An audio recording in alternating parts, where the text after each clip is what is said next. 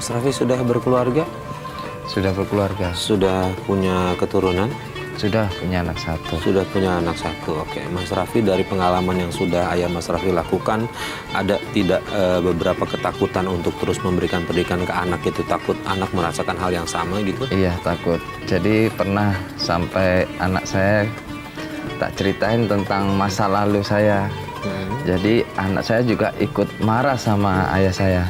Saat itu ayah datang ke rumah mau minta maaf dan saya usir balik. Justru malah diusir balik? Saya usir. Saya nggak mau, benar-benar udah nggak mau ngelihat ayah. Kemana aja dulu ayah, kan gitu. Nah, ayah datang ke rumah itu, kemudian anaknya Mas Raffi sendiri gimana? Juga ikut membenci? Ikut membenci. Saat itu nggak mau dipegang, nggak mau. Dipegang nggak mau? Nggak mau. Pak Ustadz, ini udah jauh lebih ini lagi Pak Ustadz, karena sudah mulai ke anaknya Mas Raffi pun sudah mulai ikut membenci kakeknya nih Pak Ustadz. Jadi tidak seharusnya ya. Jadi harusnya Mas Raffi menutup di ruang itu saja. Tidak perlu diceritakan pada anak. Karena ketika ada nilai keburukan dari ayah kita, orang tua kita ceritakan kepada anak kita, berarti statusnya baik cucu, itu berarti sama dengan kita mewariskan nilai-nilai keburukan, akhlak tercela kepada anak kita.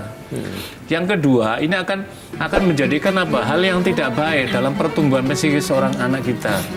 Makanya kenapa Nabi SAW menghimbau, menasihatkan kepada, kenapa ketika ada orang tua itu konflik dengan istrinya tidak boleh dipertontonkan di hadapan anak-anaknya, supaya anak-anaknya tidak menyaksikan yang kelak ini akan mempengaruhi psikis dia gitu loh. Lah, ini bukan lagi mempengaruhi psikis, tapi memang dipengaruhi oleh anaknya melalui cerita tadi itu.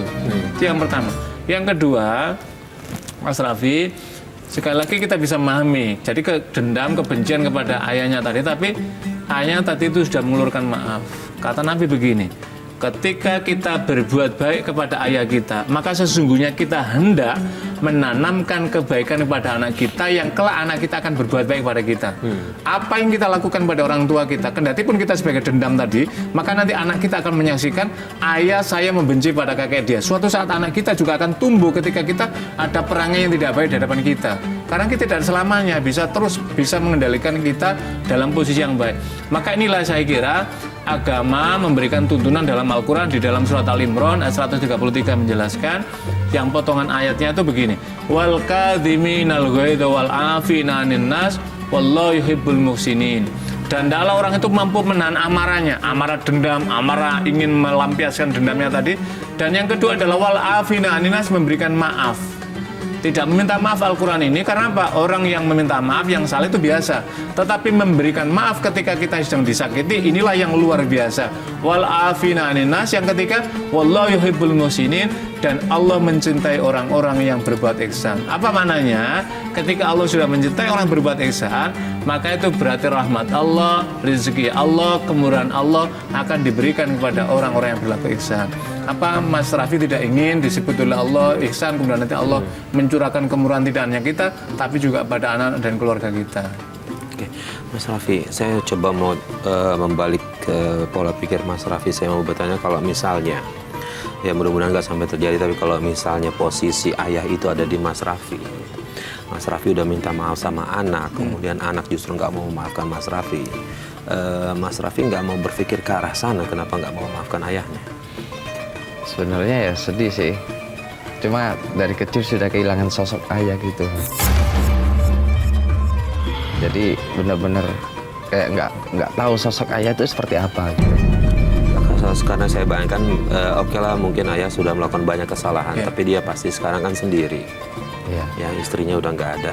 Mohon maaf, sudah ada anak dari yang istri yang kedua? Anaknya 3. Tinggal sama anaknya atau tidak? Kayaknya enggak. Sebatang kara berarti dia sendiri? Kayaknya iya. Oke. Saya sih berharap, orang tua pasti berharap adalah dia bisa hidup enak, hidup tentram, dan di akhirat nanti selamat. Itu adalah harapannya adalah dengan doa anak yang soleh. Cuma ketika seperti ini kan Mas Raffi sama sekali nggak membantu orang tua nih. Kalau kayak gitu, kalau dibalik posisinya Mas Raffi nggak sedih? Harus nggak membayangkan gitu posisi ayah kayak gimana? Sedih sih. Cuman belum bisa nerima gitu. Iya, saya ngerti karena paham tugas kita di sini kan sebenarnya oke, kita tahu orang tua kita jahat, tapi kan kita ingin mengingatkan ke Mas Raffi juga biar bagaimanapun orang tua sejajarnya orang tua tetap orang tua. Iya. Gitu ya. Jadi saya sih berharap Mas Raffi untuk terus membuka pintu hati Mas Raffi nih untuk memaafkannya nih. Nah, kalau misalnya Pak Ustadz ini masih tetap Mas Raffi ini keras banget dia untuk tidak memaafkan ayahnya nih Pak Ustadz. Nah, mungkin kayak berharap sih ayahnya bisa nonton acara ini. Apa nih yang harus dilakukan oleh ayahnya Mas Raffi untuk bisa setidaknya bisa. Jadi yang pertama, ayahnya Mas Raffi mesti harus berdoa. Yang kedua, mengakui kesalahannya. Doa apa? Nabi Adam alaihissalam itu pernah berbuat dolim pada dirinya sendiri, tapi Allah langsung menegur. Dan Nabi Adam berdoa, Rabbana dzlamna anfusana wa illam taghfir lana wa tarhamna lanakunanna minal khasirin. Ya Allah, sungguh aku telah melakukan berbuat dolim terhadap diriku sendiri.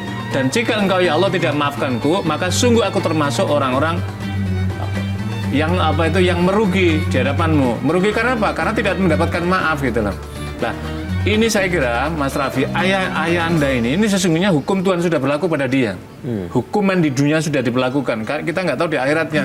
Ya tentu kita mohonkan kan gitu, mudah-mudahan Allah tidak menerima beban, memberikan bebannya. Nah, ada kisah menarik pada zaman Rasulullah SAW. Ketika ada salah seorang anak menghadap Rasulullah, ya Rasulullah, kepada siapa aku harus berbakti? Kepada ibumu. Di ayat di hadis yang lain menjelaskan, ya Rasulullah, ibuku tidak ada, kepada siapa? Kepada bapakku. Dan aku tidak tahu bapakku di mana sekarang. Maka orang ini pun mengembara dari satu wilayah ke wilayah untuk mencari. Setiap orang ditanya ciri-cirinya begini dulu, dapat cerita dari ibunya begini. Jadi dia apa? Dia hanya ingin bertemu, padahal ayahnya tidak pernah sama sekali melakukan kebaikan-kebaikan. Karena apa? Dia ingin mendapatkan ridho ayahnya tadi supaya ayahnya sempat mendoakannya.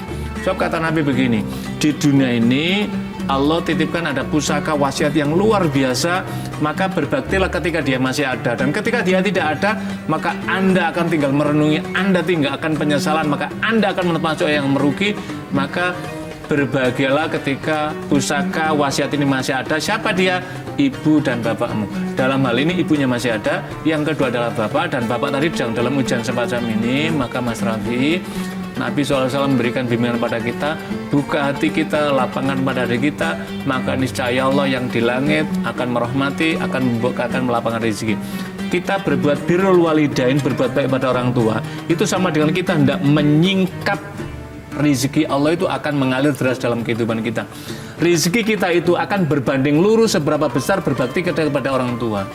Kenapa? Karena ridho Allah firidul walidain, ridho Allah kepada orang tua. Hadis ini tidak menjelaskan apakah orang tua ini durhaka kepada anaknya apa tidak ada kaitan dengan itu. Tapi orang tua ini jasa besarnya adalah kita bisa hadir di dunia ini karena jasa orang tua kita.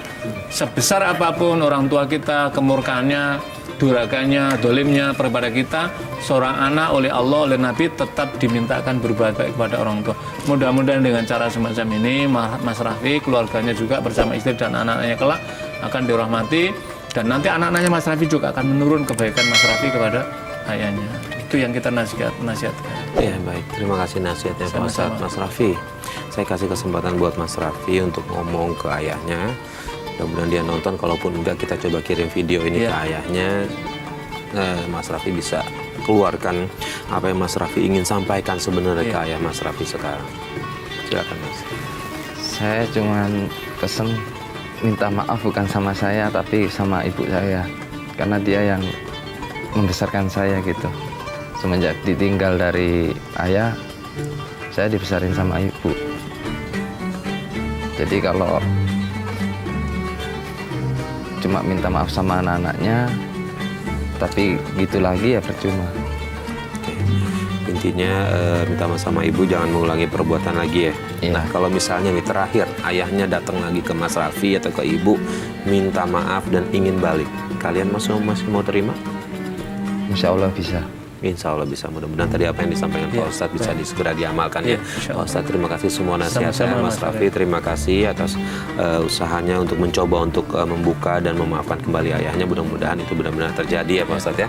Dan pemirsa, akhirnya sampai di sini Tawakal. Terima kasih atas kebersamaan Anda. Saya Farid Hasanul Diri. Wabillahi taufiq wal hidayah. Wassalamualaikum warahmatullahi wabarakatuh.